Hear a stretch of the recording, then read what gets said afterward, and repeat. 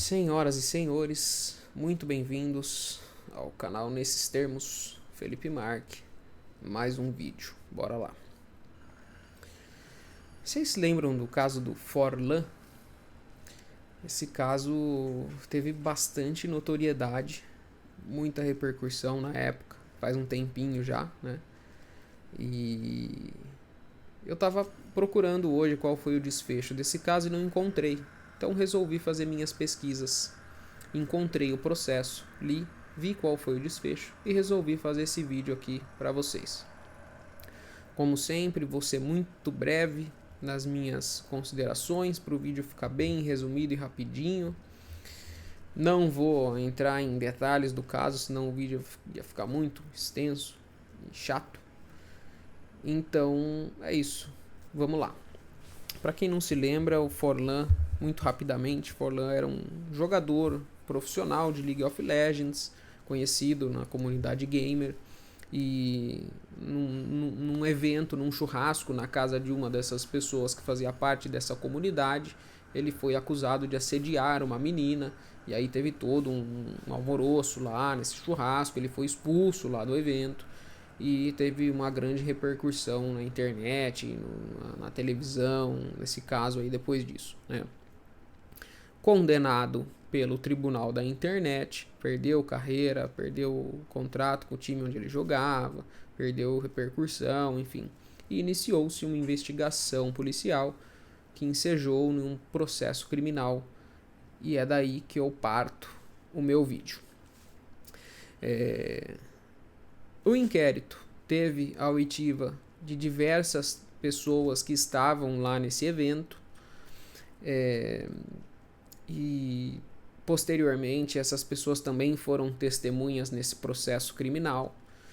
E no dia 4 de fevereiro de 2020, o Ministério Público do Estado de São Paulo apresenta a denúncia em face de Alan Anderson por entender que ele violou o previsto no artigo 215-A caput do Código Penal.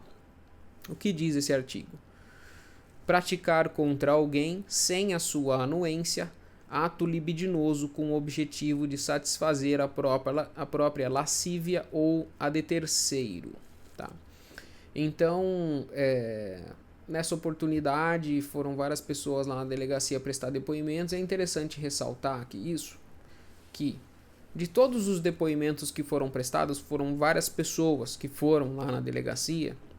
De todos os depoimentos, a grande maioria foram desfavoráveis a Forlan, tá? Então, poxa, foi lá uma amiga dela, foi o namorado, o próprio Felipe, BRTT, né, foi lá prestar depoimento, outras pessoas que estavam lá nessa casa, nesse evento, né? E esses depoimentos eles foram todos desfavoráveis a Forlan, tá? A única pessoa que afirma categoricamente que ele praticou esse ato é a vítima. Mas os outros depoimentos vão dando a entender que ele praticou isso. Então uma amiga que estava perto disse que ele realmente estava ali atrás e apalpou partes íntimas da vítima. Aí o namorado que ficou sabendo e foi lá tirar satisfação.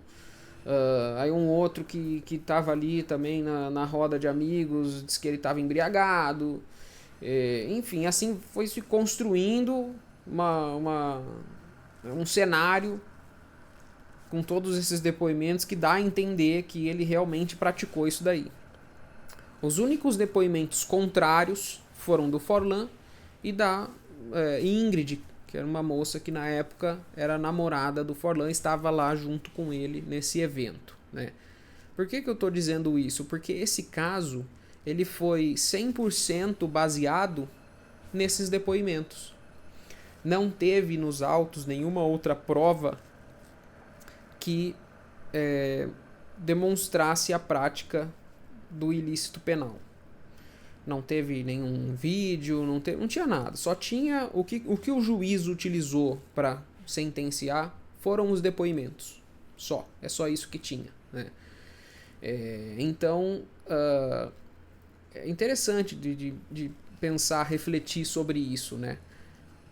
Enfim, o processo foi conduzido, teve o seu decurso, né? Teve audiência aí no curso do processo e, eventualmente, o juiz proferiu uma sentença e a sentença foi para condenar a Landerson. Né? O juiz entendeu que se consumou a importunação sexual e condenou ele por ato libidinoso a 1 ano de reclusão em regime aberto. Regime aberto em razão da sua primariedade, ou seja, era réu primário, e em razão dos seus bons antecedentes, ou seja, não tinha nenhum antecedente criminal, com a opção de a Landerson recorrer em liberdade. E ele o fez, recorreu, o tribunal proferiu um acórdão que manteve a sentença. Então a sentença foi o que ficou valendo no final das contas, o recurso não alterou em nada a sentença. Né? Houve a substituição da pena privativa de liberdade por restritiva de direitos com prestação de serviços à comunidade. Então, em execução da pena, ele foi condenado a prestar 360 horas de serviços à comunidade e ele foi condenado a algumas restrições de direitos. Né? Ele não podia portar armas de qualquer espécie, não podia mudar de endereço sem informar as autoridades, não podia fazer viagens nacionais acima de 30 dias sem também informar as autoridades e não poderia fazer viagens internacionais sem solicitar as autoridades. Esse foi o desfecho desse caso. É curioso, né? Eu queria saber de vocês, o que vocês acham? É justo um caso julgado baseado apenas em depoimentos? Deve ser condenado nesses casos? Não deve? Aconteceu mesmo? Não aconteceu? Essa pena é uma pena justa ou uma pena muito branda, muito leve? O que vocês acham? Deixa aí nos comentários que eu tô curioso para saber. Então é isso. Se você gostou do vídeo, deixa um joinha, se inscreve aí, bate no sininho. Nesses termos, peça deferimento. Valeu, abraço.